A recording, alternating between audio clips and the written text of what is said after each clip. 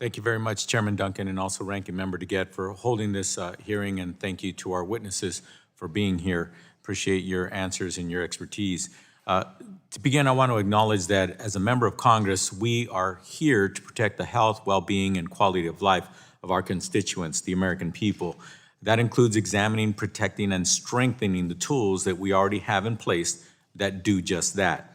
One example of the tool that has proven effective for the American people is the National Appliance Standards Program. Standards within this program are popular and good for the American people.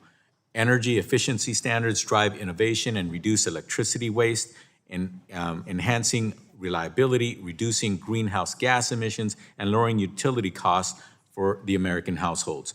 Unfortunately, Republicans have turned a blind eye to these irrefutable benefits and have chosen to put forward 3 anti-consumer bills that stifle energy efficiency programs. Assistant Secretary Rodriguez, in your testimony, you explained the process for issuing energy conservation standards. Could you please explain how the DOE Appliance and Equipment Standards Reform and Consumer Protection Act would impact the DOE's process for issuing energy conservation standards? Thank you. At the heart of my assessment of the impact of these bills on the Energy Policy and Conservation Act is this. We have a process right now that is the most transparent, the most deliberative, and quite frankly, the most analytically sound process to ensure that any standard that is adopted is technologically feasible, economically justified, and results in a significant conservation of energy. Every one of those things are important to the American consumer. And we bring in, as I've said many times, in an inclusive and transparent process, every step of the way, all stakeholders are invited to provide their perspectives. It's the old adage, if it ain't broke, don't fix it. My belief is that anything in these bills that would slow down or hinder or hamper our ability to move forward with standards under the existing EPCA approach is harmful to the American people. Thank you.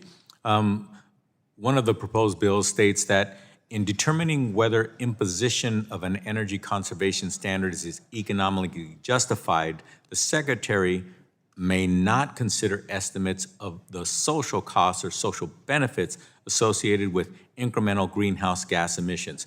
What would be lost if DOE can no longer evaluate greenhouse gas reduction in its rulemaking?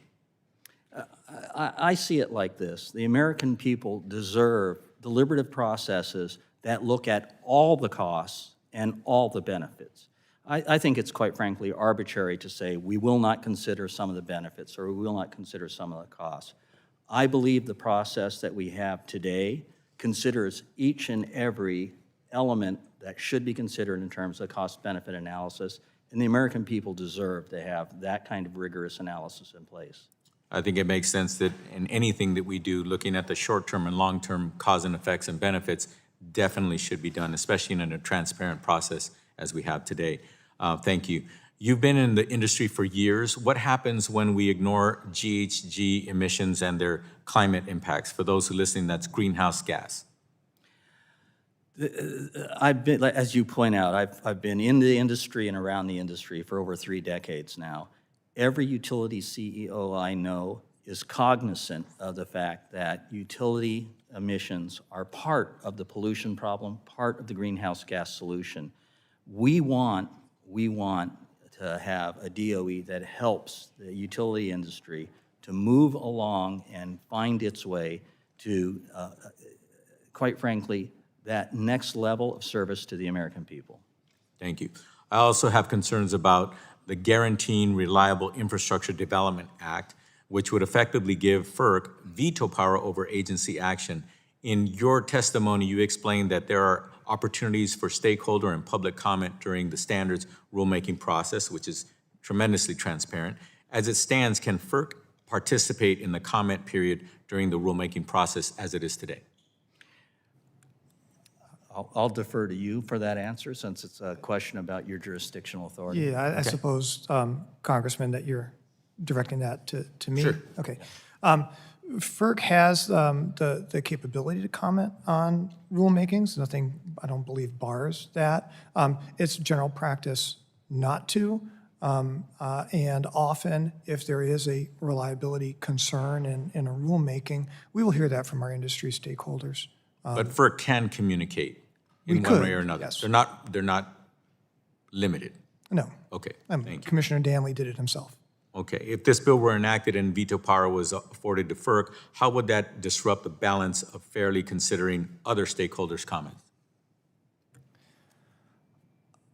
I don't know if I have a good answer for that question, other than to acknowledge that, the Administrative Procedures Act requires agencies to fully consider actions if the commission provides comments that are more particularly robust than perhaps other comments on electric reliability, that any other agency, any covered agency would have to respond per the legislation. Thank you. My time having expired, I yield back. Chairman yields back on